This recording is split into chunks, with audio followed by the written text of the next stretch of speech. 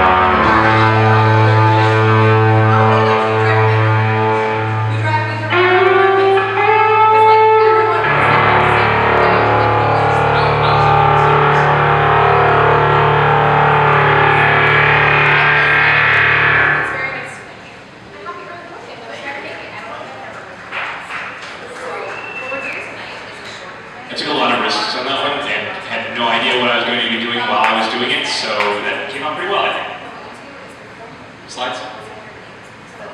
Do you want me to start? Like, do you want me to start one? You can just do that. Yeah.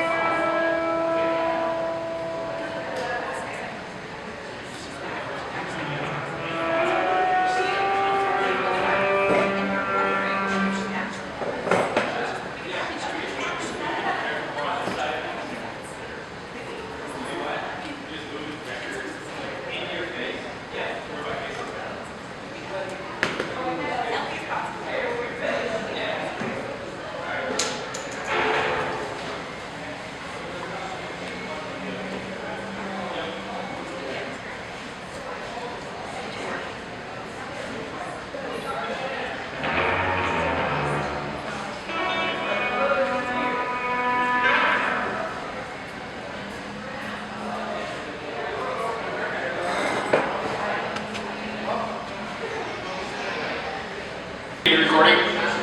Excellent. I'm doing this for you, buddy, so. Alright, so this Brobdingnagian monstrosity on stage here is. What? Yeah. Okay.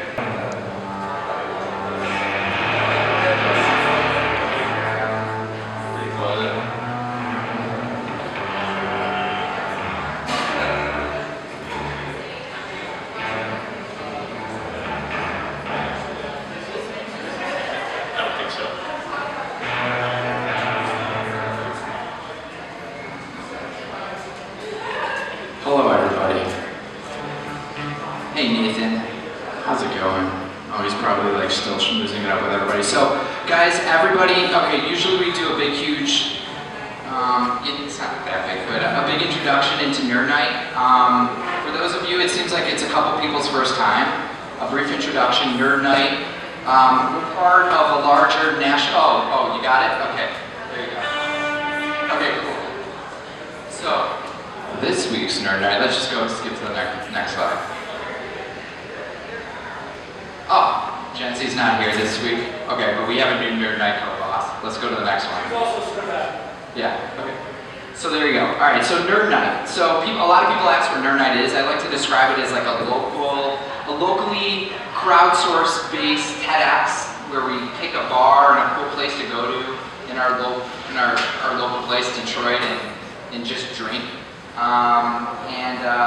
It's really fun. So we've been doing it since March. Hi, Liz. I'm going through these slides in my own way. I hope it's cool. Detroit, we are, I don't know, probably one of like the 50th or so cities to be Nerd Night, and it started in Boston when this Harvard PhD student wanted to give his dissertation to a bunch of friends in a bar, and it kind of snowballed from there. So we want to welcome everybody whose first time it is, especially braving it through the snow. And I'll be short and sweet. Usually so we do this once a month. And usually it's here at Tangent Gallery, so thank you Tangent Gallery for doing this. And to Sidecar for the food.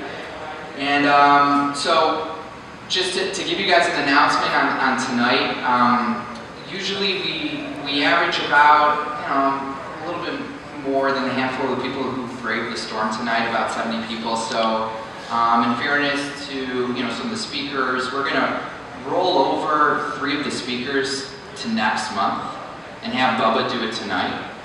And I'm gonna take down everybody's names for next time, so you guys don't have to pay for next time. And thank you guys for showing up. And if I haven't gotten you a drink ticket yet, I hope I have. And if not, I'll give you that drink ticket for the drinks to get a drink tonight. And I can't thank you guys enough for coming out here and braving it. So I'm really excited for all these speakers, and Bubba's going to be awesome, and we're going to have the 3 speakers speak next time, and it's going to be fantastic as well. So I've spoken enough. I'm already sick of my own voice, so I'm going to hand it over to Bubba, and yeah, I'll see you guys soon.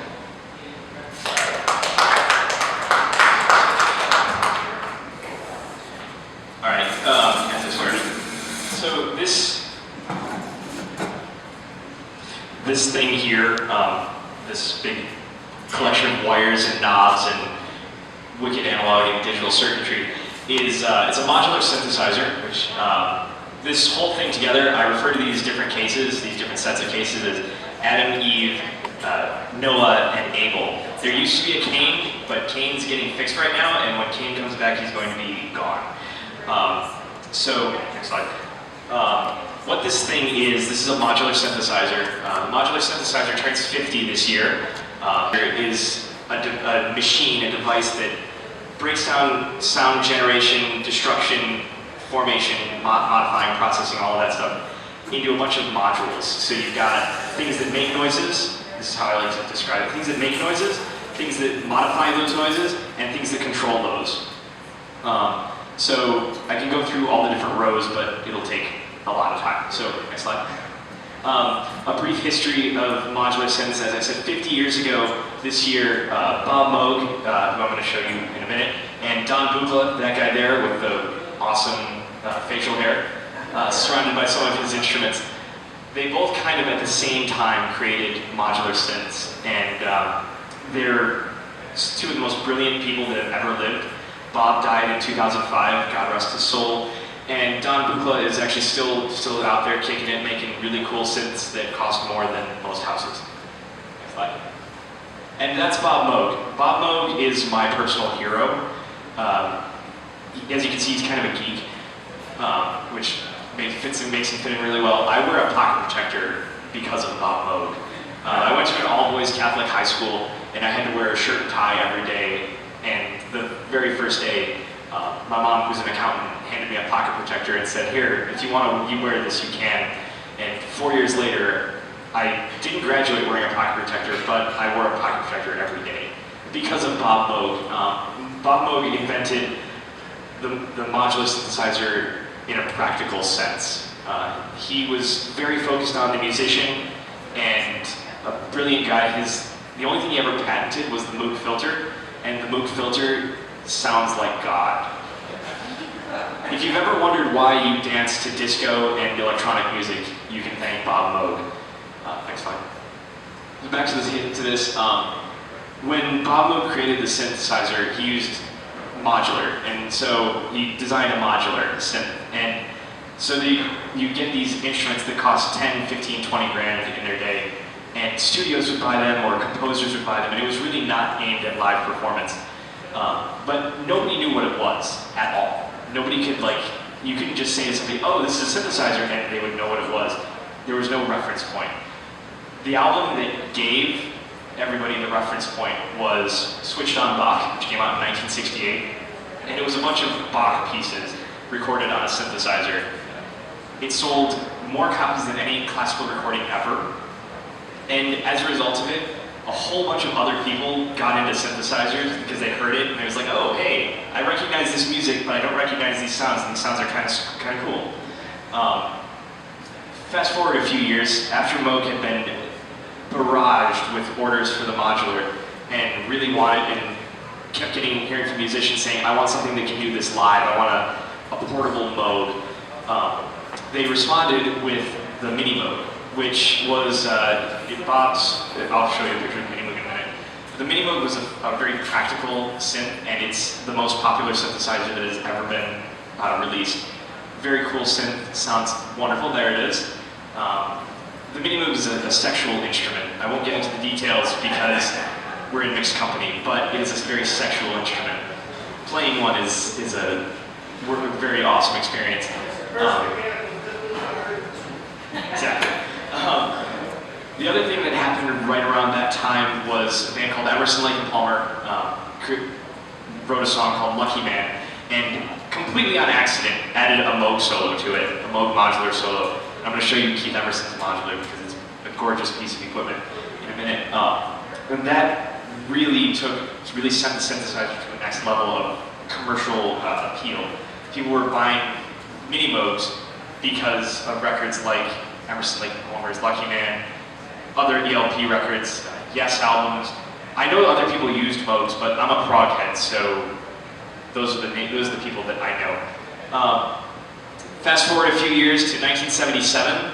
I Feel Love by Donna Summer is big disco track, used a modular Moog, and it made people dance, and so that's kind of the fundamental dance track, the synth dance track is I Feel Love.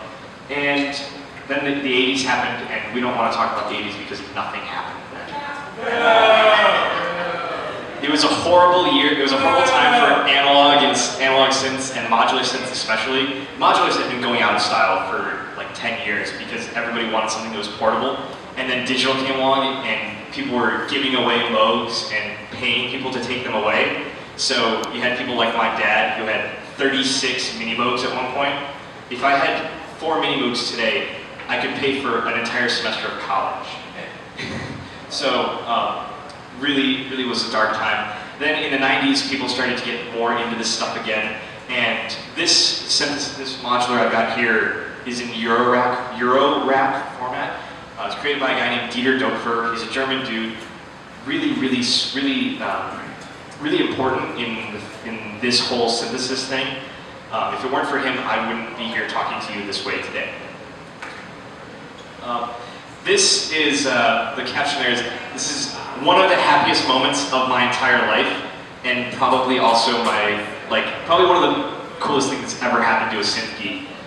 I worked at Henry Ford last summer, and in the course of my working there, I befriended the head curator, and I told her that I was really into synths, and she has an interest in them as well.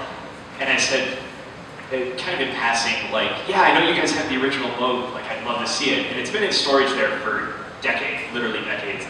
And she just said, oh yeah, just email me and we'll set it up. So on in August, can't say this year anymore because we're in 2014, I got to see this Moog and touch it. We were there for an hour. I took 64 pictures.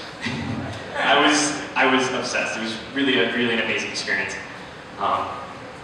So when people talk about electronic music, there's something that I want to point out here. It wasn't always massive drops and wubs and other stuff like that. It wasn't even acid house. These are the albums that got electronic music in the mainstream and the electronic sounds out there, and they're cheesy. Switched On Santa, I have that record. I have actually all of these records on vinyl because nobody has the will to reissue them on CD. But like Switched On Santa, the whole Switched On Bach thing, because it was such a huge seller, people were just releasing copycat records every other week, it seemed like. And it is my mission in life to find them all. The only one of these that was kind of serious, other than Switched On Bach, was the one in the middle there, Silver Apples of the Moon. Silver Apples of the Moon was the very first piece of music commissioned for vinyl record. And it used a Buchla modular synth extensively. And the first 15 times I listened to Silver Apples, I thought it was just kind of noise. And to most people it is. But after a while I started to get it, and it's a great record. All of these records are in their own way beautiful and wonderful. Especially the cover art, it's worth it alone for the cover art most of the time. So, it's kind of hard to talk about modular synths because most people have seen somebody playing a keyboard, but it's kind of difficult to say who's been playing a modular. So these are some of the famous modular synths and some of their famous users. That girl up on the left, she's my permanent Woman Crush Wednesday and every other day of the week. So that's Suzanne Ciani, and I'm sorry if I'm going to sound like a grumpy old man. I'm 19 years old, but if any of you remember the Coca-Cola Pop and Pour logo, when that was a new thing in the late 70s, Suzanne did that. She is a goddess. She's one of the most amazing synthesists ever. And she did a bunch of soundtrack work. She did if you ever hear of a disco Star Wars album, it's Suzanne Ciani. The guy on the right is M83. I don't listen to M83, but people tell me he's famous, so. That giant one there, that's only a little bit bigger than this one, I hope. That's those cabinets are 4 feet tall each. That's Daft Punk's Mod Can A system. They used that on the Tron soundtrack, and I want to believe, I don't know for sure, but I want to believe that was what they used on Random Access Memories on some of the cooler synth sounds. And that guy who's doing the strange thing to the organ, that's Keith Emerson, playing with Emerson, Lake and Palmer. I'm going to say that's 1975, maybe 74. But Keith Emerson toured with a modular before it was ever practical. It's still not practical. It's for me to take this thing out of the house, it is proof that I've lost my mind. Because every one of these connections I have to make every time. And to do that at all is insane. I originally planned to do 50,000 more patch points, and then I just said forget it. Because I just couldn't. But Emerson toured with one in the 70s. He had Moog engineers on tour with him all the time because his synth took so much abuse. He toured the world, and I'm wearing Emerson Lake and Palmer boxers right now. I needed to throw that in there. And when I got into synths the first time, which was when I was 10, I built a modular synth from a bunch of kids with my dad. And my thought was, I'm going to build a modular synth to rival Keith Emerson's. It's taken me 9 years, but I beat it. Some more famous systems. That one up on the left, that's my new goal. That's Tonto. Stevie Wonder in the 70s hooked up with the guys behind Tonto and did Boogie on Reggae Woman. All of his mid-70s super hits were done on Tonto. Beautiful synth. It actually just moved to Calgary, Canada, and I'm going to Calgary to see it. Next to that is Pete Townsend of The Who. And this is a really special one to me. The whole reason I got into Eurorack again, and when I got into synthesizers again, modulars again, was because of that guitar there, which is a really special guitar. It can sustain forever, and it gives me full control over beginning, middle, and end of the sound. So I was finally at a point where I could really do some crazy stuff with processing and sound modification, and pedals weren't enough. So I jumped into modular synths, and really the only person who was a forebearer, if there was one, if you could call him that, was Pete Townsend. The song Won't Get Fooled Again used that synth he's got there, which never played into ever. But he played that organ through that synth and processed it, and that's where the Won't Get Fooled Again organ sound came from. And that's like one of my favorite songs ever. That sound was what told me I should go into modular this time around. So that's really special. Just below that is deadmau5's new studio. deadmau5 has the largest modcam system in the world, which is soon to be bested. For now. And it's behind those two with all the pretty blue and red. I don't know if you can see any of this, but it's like 4-foot cabinets, and there's like 6 of them. It's insane. And then the other band, which is kind of obscured, is Tangerine Dream. I really hope somebody here has heard of Tangerine Dream other than me.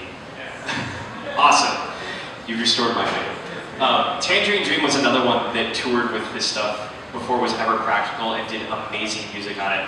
Definitely the true primordial like synth music wasn't Kraftwerk, it was Tangerine Dream. And Tangerine Dream was another one that had engineers like full-time that toured with them. Some bands bring along people who can get them good marijuana or cocaine or whatever. Tangerine Dream brought engineers to get them good synths. And I love this picture. This just recently made it out onto the internet. This is supposedly Aphex Twin. Again, I have no idea if anybody knows who Aphex Twin is. Yeah. All right, cool. Aphex Twin, like I don't know anything about Aphex other than I keep hearing about it, but this is supposedly his Euro-rack system with his cat, and this is an amazing picture. Cat, and if you can see it in like, when you see it in good detail, the cat looks like it's about to kill you. It's wonderful. Alright, so getting into this thing, I make music under the name Juggable Offense because apparently you can't just call yourself by your name anymore. So what this whole thing, I've named it into a bunch of different things. This cabinet here, which is the lower half on this side, that's Atom. Atom is where all the big filters, so there's a filter in here based on an instrument called the Trautonium, which there were like 7 of them ever, but now I have the cool parts of the Trautonium in a module that I use all the time. And it's got all the echoes, filters, all the echoes, the effects, a couple filters, some of the other weirder things, including something called the phonogene. And the phonogene is based on this instrument. Before there were synthesizers, you had tape. And like magnetic tape was how you made music. If you wanted to make music that didn't use like violins, it was insane. If you wanted to make a minute of music, it took months. And so there was this French composer who pioneered the use of tape in music, who created an instrument called the phonogene, and it was supposed to be like a live tape splicing, tape music creation device. It never worked. But somebody figured out how to do that in digital form, and now it's a little EV module. And that's another one that I use all the time. And I was trying to use it a little bit when I was playing earlier, so all those times where it was just a brag, and it just came out of nowhere, that was me trying to use that on accident. So the other side here is Eve. Eve was the first piece of this, and Eve has all the distortions for the guitar. There are a lot of them. And all the sequencing. There's 4 different sequencers. Sequencers just give me a bunch of preset voltages that I can change and play different ways. And a little bit of other stuff. There's some joysticks so that I can pretend I've got a theremin.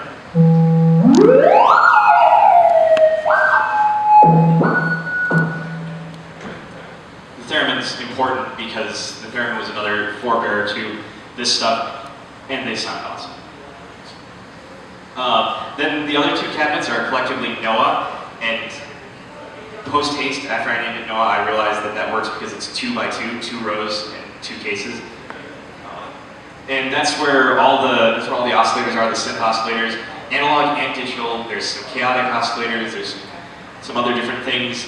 And then the other part of it has all the modulation, the funny physics-based generators, function generators, mixing, etc. And Abel is this cute little fella here. And that's where all the drums are. All the drum sounds you're hearing are from the modular. They're coming from that. And as I said earlier, Kane caused too much trouble and he's going to be sleeping with the fishes soon. So there's some cute numbers here. I'm just going to skip over this slide because I was bored reading it. One of the great things about this stuff, I got into Eurorec a year ago at Christmas. And pretty soon afterwards, I embarked on a journey that I never knew I was going to embark on, of learning more stuff, more geeky stuff than I ever thought I would have otherwise. So, for example, the mathematical significance of some of these modules. Their sequencing has, for 40 years, been thought of as linear, and you've got boop, boop, boop, boop, boop, boop, boop, boop, and it's boring. It gets boring. People have done amazing things with it, but it gets boring. So there are some interesting sequencers based on math here. One is a Cartesian sequencer. I got that. It was one of the first modules I got. I didn't know how to use it for months because it just baffled me. But now I know how to use it. So we all remember from math class Cartesian coordinates, graphing, point 1, 1, 3, etc. And so the point of that is this guy, René Descartes, philosopher, mathematician, came up with a way of graphing. And whenever we look at graphs, we're looking at Cartesian graphs. And this Cartesian sequencer is based on that. So the voltages, there's 16 voltages, 16 positions. You feed it a couple different clock signals that cycle through each of them in the X and Y directions, and you get really cool, interesting jumping around. And I use it for really boring stuff, but it's the only way I can get those things, so it's kind of cool. There's Euclidean sequencers. So Euclid, the guy who invented geometry, my worst math class ever, also created this algorithm for spacing things. And in the 90s, somebody wrote a paper that, as far as I know, sat for like 20 years. Nobody ever read it. And it was about how Euclid's algorithm has useful applications, and African drumming is actually largely based on the same principles, just created by accident. So there's a Euclidean sequencer that creates percussion, things like that. So we all talk about things as being chaotic, right? We've talked about chaos before. There's a book called Chaos by James Gleick, fascinating book. After reading that book and understanding that chaos is not random, and chaos is just a non-linearity, that kind of thing, I got to do some of the chaotic modules. So there's a chaotic oscillator, and most oscillators, if you found one of the devices, an oscilloscope that shows you what the waveform is, you get this really cute line, and sometimes there's jagged edges, and that's that. A chaotic oscillator just throws that out the window. It's completely nonlinear, and you get circles and really funny patterns that jump all over the place. And so there's a chaotic oscillator, and when I got it, the first time I got it, I had no idea how to use it. That's a common theme. And I started playing around with it, and it's the only time I've ever done this. Lots of people do this. They'll turn on their synth, they'll set it up, and they'll just let it go for like days on end. And they'll just let it play itself. I'm not that kind of person. I'm way too impatient. But with chaotic oscillators, with chaotic systems, you get these subtle changes producing huge changes over a really long stretch of time. So I goofed around with that, and now I do it a lot. One that I love talking about is called the marble physics. And what that does is it creates a simulation of a marble on a tray, a four-sided tray with walls. And you basically imagine you're holding out this tray, and if you bump it, the marble's going to move around. And it creates control voltages, which is how 99% of what goes on in this thing happens, based on the position of the marble or where the marble would be. Very cool stuff.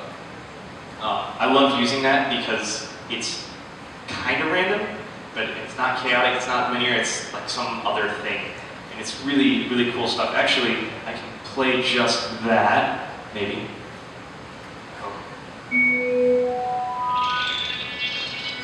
So, what you're hearing right now,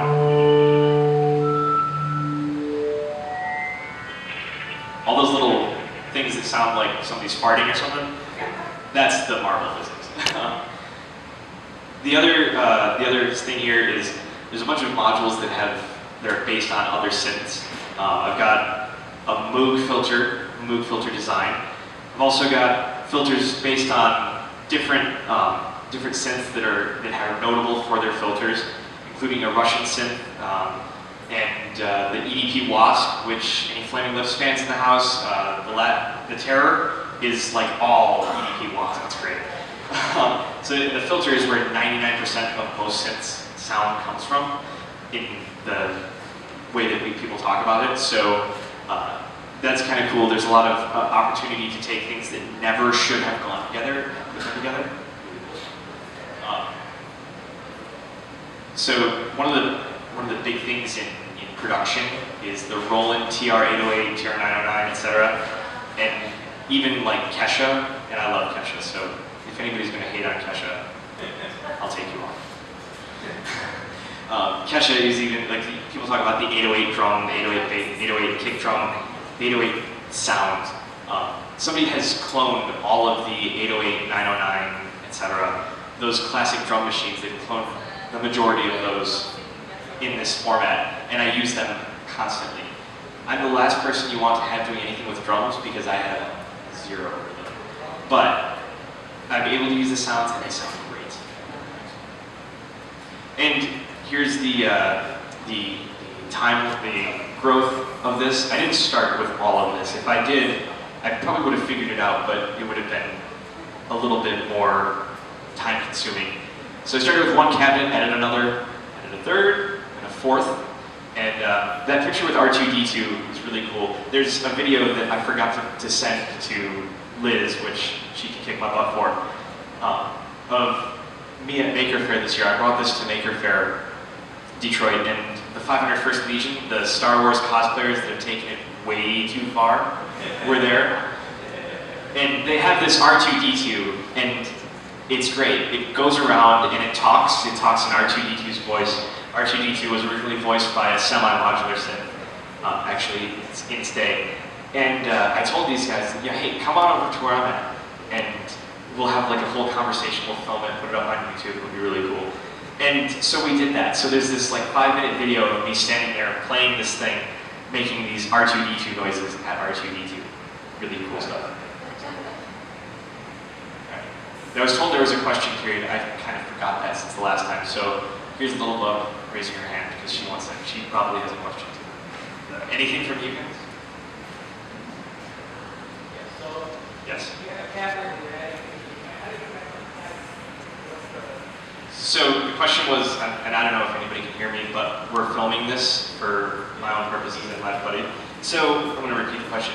The question was, I've got all these cabinets, and how do I connect them? What connects them? And all these cables on the front that you can see here, they're going in between cabinets, they're going across each other. You know, I'm sure there's some crazy electromagnetic interference that I don't know about happening here.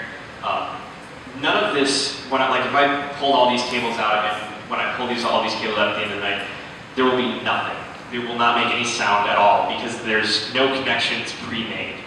I haven't made done any hardwiring. So every sound, every connection that's made, I have to make by hand, and that's how we're getting all the different connections. Yes? Alright, so I want to play maybe this whole thing. Are you going to play these things at all? I haven't heard Yes, yes. Okay. I was playing them earlier, and I'm going to play it again as soon as I'm done.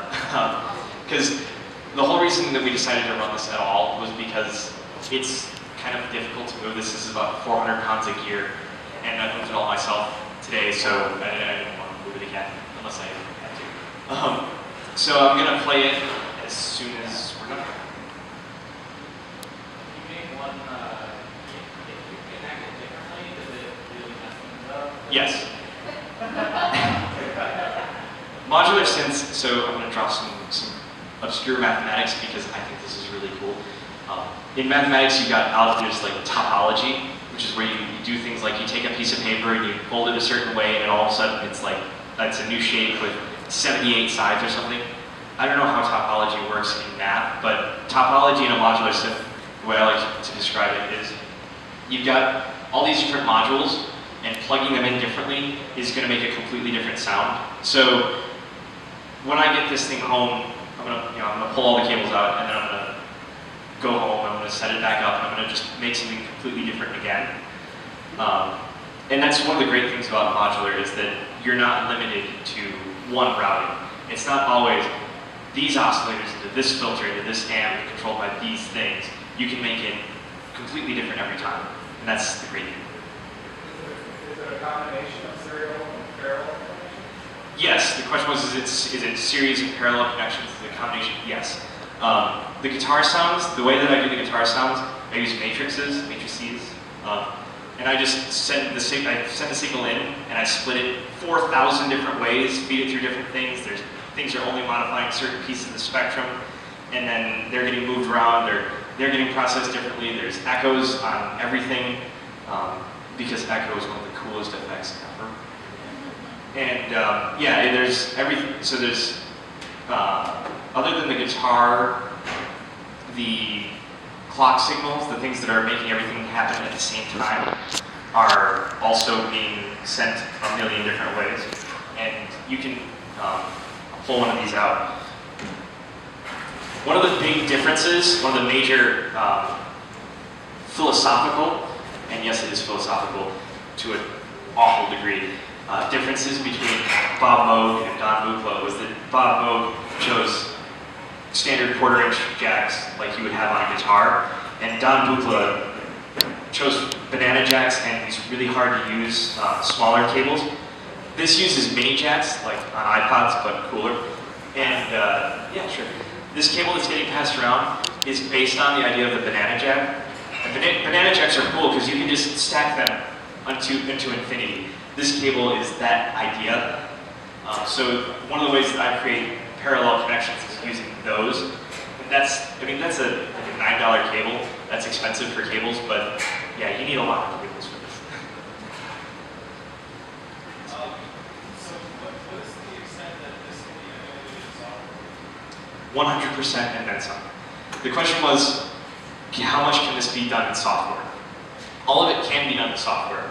And there's programs like Max MSP, which Radiohead uses and lots of other guys use. There are different programs that will emulate all of this. And they're great, but the reason that I chose modular over using software and why other people choose modular, and some people get really anal about this, I don't care. It's more a personal preference. I like having things right there where I can see them falling on me. And there's something wonderful about sitting there, and occasionally I'll sit down, or I'll try to sit down to use this, and I'll reach out to grab a cable and I almost pull it over on me. That fear is really important. Make sure that I respect it. So, how do you add or change or mess with the modules and stuff? So anytime you want to change a module, this is great. I carry the screwdriver with me at all times, even though I very rarely use it. But all of these are just screwed in, and there's a power connection. And it's as simple as just reaching over, unscrewing something, pulling it out, pulling it to a different place. So even, I've got this set up because I think about things way too much.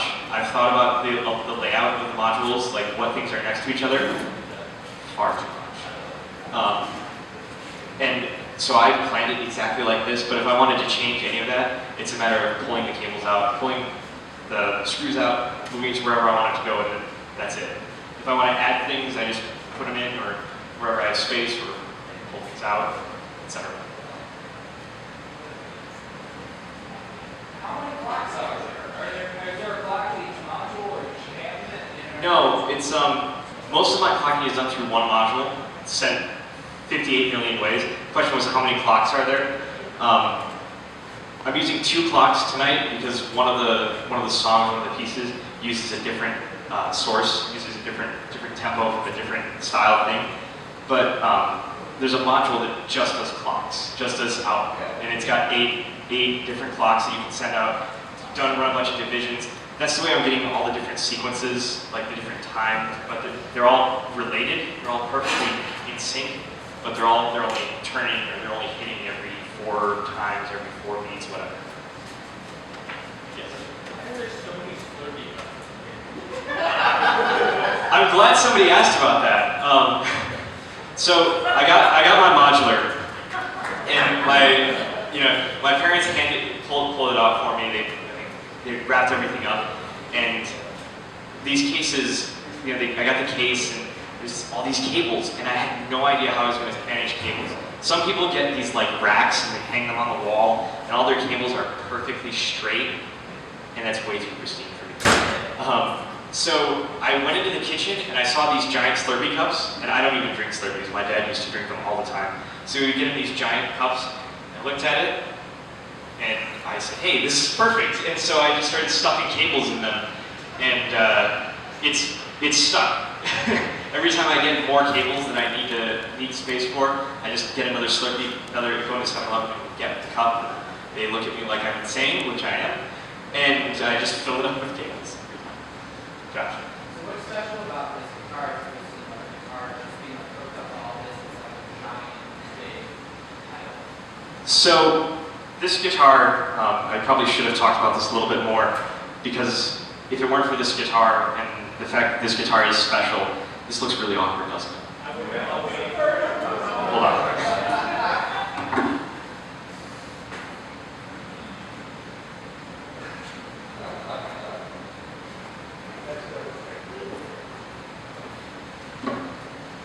Bubba, Ayoub, Rockstar of the Year, right? So this guitar, what's special about this, and what the reason that this is the coolest guitar in existence, if I may say so myself, is that it is it's the Moog guitar. So Moog, Bob Moog died in 2005. A few years ago, 2009, they released this guitar, and it's very much in the spirit of what Bob would have done. And it's a guitar that gives the player, this is the like least nebulous way I can describe it, which is totally nebulous. It's a guitar that gives you the control over the beginning, middle, and end of a note. So most of the time you play a guitar, you go, and eventually this note is going to die, I promise. And if you ask guitar players that play with distortion, a lot of the times they're going to say that they distort their guitars so that it will sustain longer. And that's why feedback became such a huge musical tool in the 60s. And so for decades, people have been trying to make a guitar sustain forever. And then this guy, Paul Vo, nailed it out of the park. So I can hit a note on this guitar, and this is clean. There's no distortion, no feedback going on at all. But it'll sustain like this for all of eternity. And then I can do things like this. You can just play a note. This would be impossible on any other guitar. So I started using this, I started developing a technique with it, and I was a bass player, so I had like no real guitar skills at all. But I was a bass player. I started playing this, and I stopped playing bass.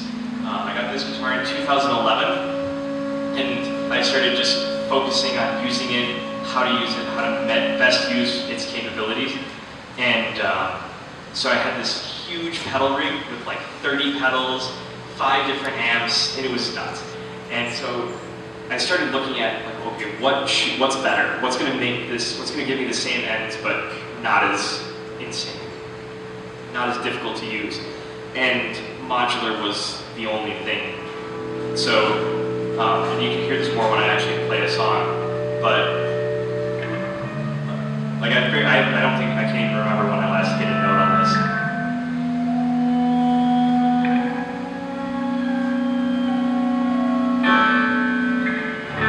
But it's kind of symphonic.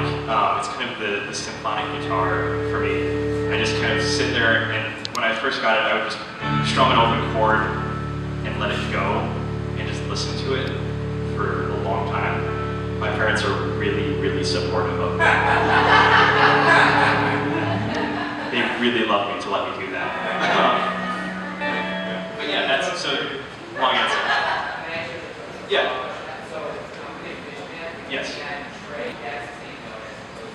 So I say that this thing can sustain forever, and people have been looking for sustain forever.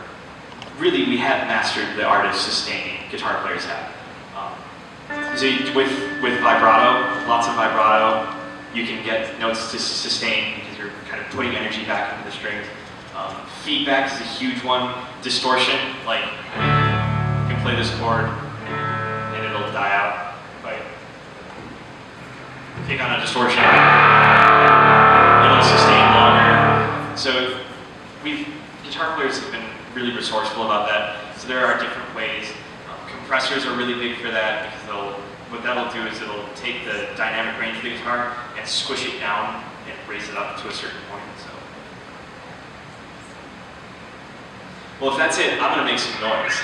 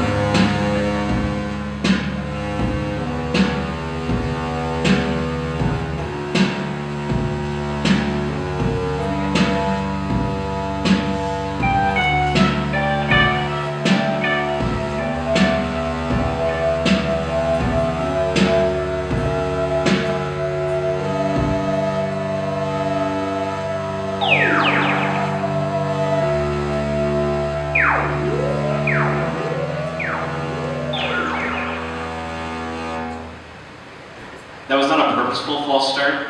There's a bunch of things that so one of the realities of this is that when I hit go on the clock that makes everything work, not everything else turns on, and I forget that a lot. So we're gonna try that again.